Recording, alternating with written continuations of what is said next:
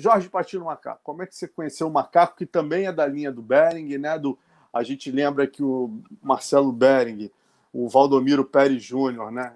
Aprendeu com o Behring, fez a Companhia Paulista, de onde vieram aí o Jorge Patino, o Godoy, tantos outros grandes nomes, o FEPA, né? E tantos outros grandes nomes aí. Mas como é que você conheceu o Macaco? Ele te procurou para treinar o kickbox dele? Então, foi exatamente nesse período aí que a gente transferimos para a Avenida Moema, saímos da Maracati, fomos para Moema. A minha academia era na parte superior do prédio. Embaixo tinha um bar do meu amigo Ivel Alves Júnior, lá na Avenida Moema. E o Ivel era amigo do Macaco, do Godoy, e acabou fazendo essa transação, essa ligação do Macaco comigo.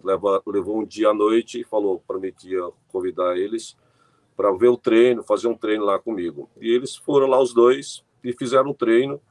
Eles estavam naquela época começando com a história do Vale Tudo, tinham feito alguns Vale Tudo ali em São Paulo, aquele circuito, e fizeram esse treino. E aí terminou o treino, falaram, cara, você pode empresariar a gente, você vai ser nosso empresário, vai ser nosso treinador. E assim foi feito. Começamos a fazer um trabalho, começamos a trabalhar todos os dias.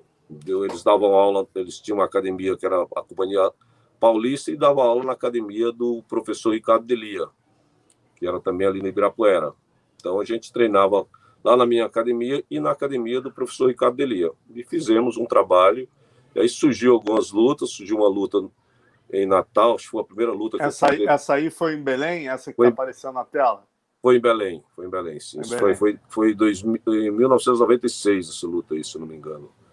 Então, aí antes dessa luta, surgiu uma luta em Natal, que ele lutou com um cara que era lá se eu não me engano, era da Kimura, mas eu não fui nesse evento.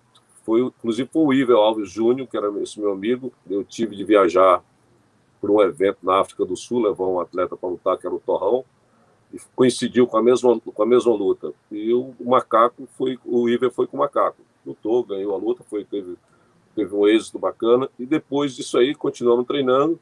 Surgiu o evento em Belém, daquele até nosso amigo lá, que sempre nos levava lá, não sei se tu lembra, acho que era Jael Rossetti, Mário Rossetti? Exatamente, essa figura mesmo. Aproveitando aí, mandando um abraço para ele, faz tantos anos. Jael e Mário. Os caras, fera, os caras levantaram o Vale Tudo lá em Belém, né, cara?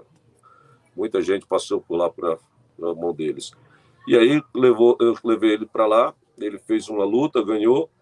Depois, acho que na segunda luta foi você estava presente, foi com o Bosco. Você estava presente, não estava nesse evento, não? É o do Bosco, não, que ele perdeu, não estava, não. Então, não estava. Então, lutou com o Bosco, que era um cara do Kung Fu, e começou, não deu sorte na entrada, o cara meteu um jabzão, aconteceu, ele perdeu. Foi uma confusão grande, porque antes existia É isso que eu quero te perguntar, cara. É uma das coisas mais impressionantes que eu ouvi, assim, em termos de... Muita gente fala trash talk e tal.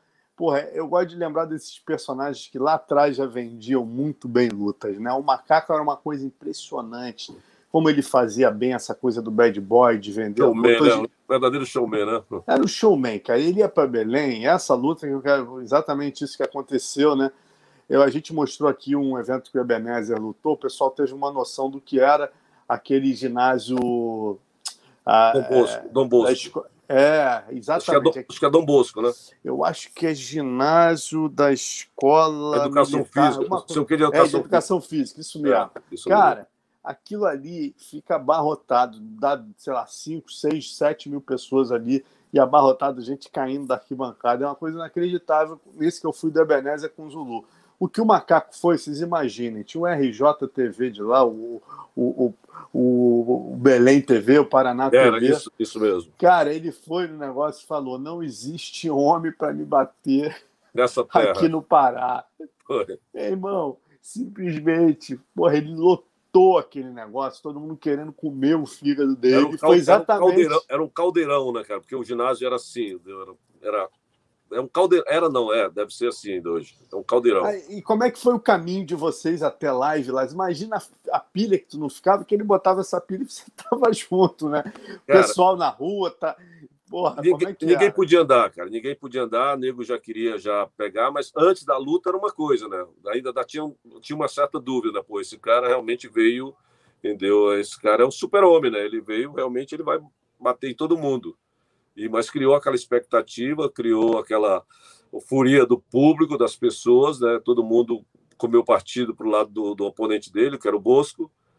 E assim a luta, logo que sucedeu a luta, aconteceu dele ser nocauteado, foi realmente ele tomou um jab, foi entrar, o cara entrou de encontro com ele e deu uma saraivada de socos, foi um negócio realmente que... E voltamos para o vestiário e aí realmente as coisas ficaram complicado, porque nós saímos de lá de viatura, para você ter uma ideia. Ficou muito complicado para sair do ginásio. Saímos dentro de uma viatura, não deu para o hospital. Cara, e foi uma barbaridade a situação do Macaco, né? A gente falando hoje do MMA, regulamentado, mas se eu não me engano, teve uma quantidade bárbara de socos que não precisavam ser dados, né?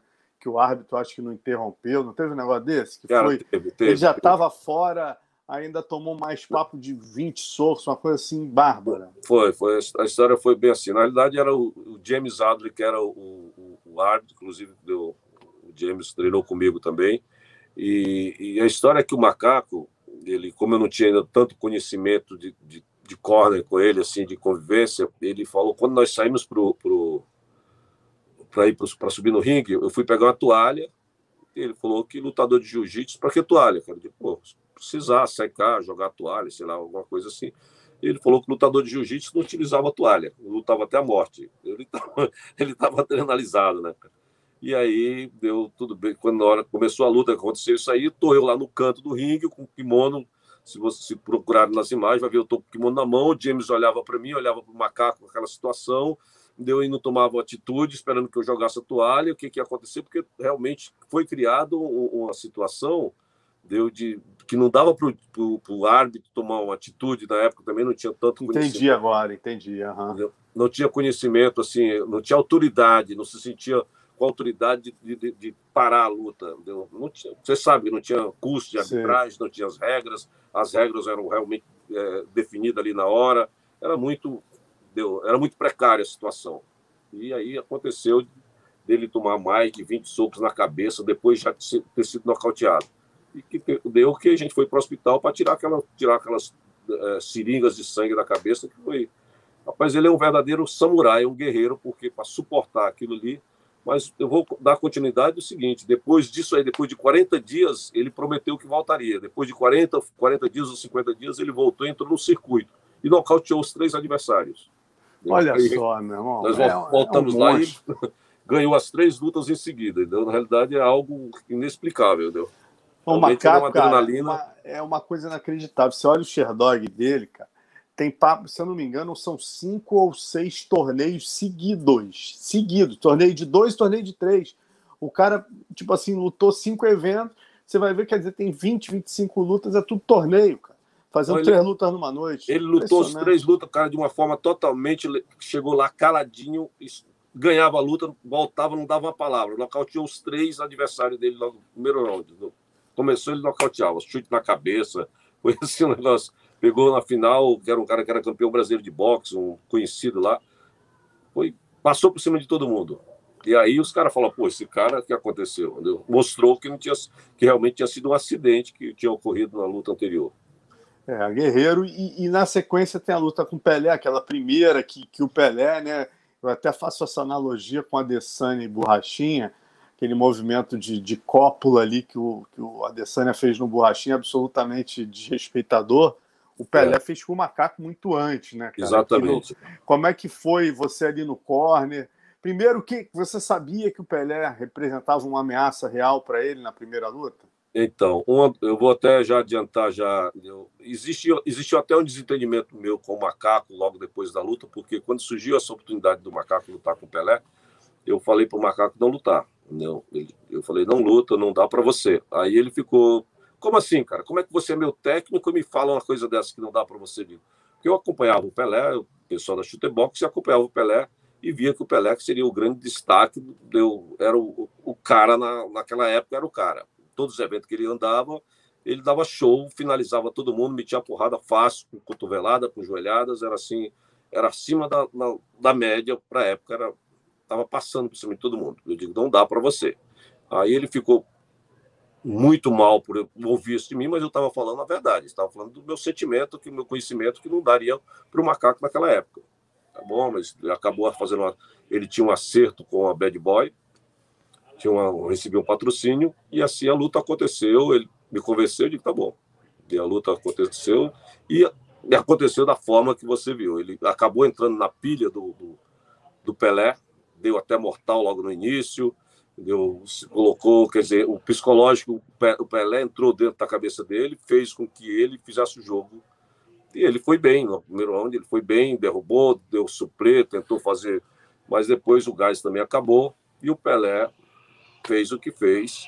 E aí, no final da luta, teve um desentendimento comigo, o Macaco, ele seguiu a vida dele, eu segui a minha, isso por muitos anos. Agora, acho que, sei lá, uns 8 anos atrás, que a gente nos encontramos lá em Fortaleza, no UFC, e conversamos, mas ficou um clima muito complicado, em virtude disso aí. Até que surgiu uma história que eu tinha batizado a água batizada, tinha dado para ele, teve uns papos assim que eu não... Você batizado a água do teu atleta? Entendeu? Teve esses comentários aí que não deu... Até hoje eu não... Então, a segunda luta você já não estava com o Macaco? Não estava com ele.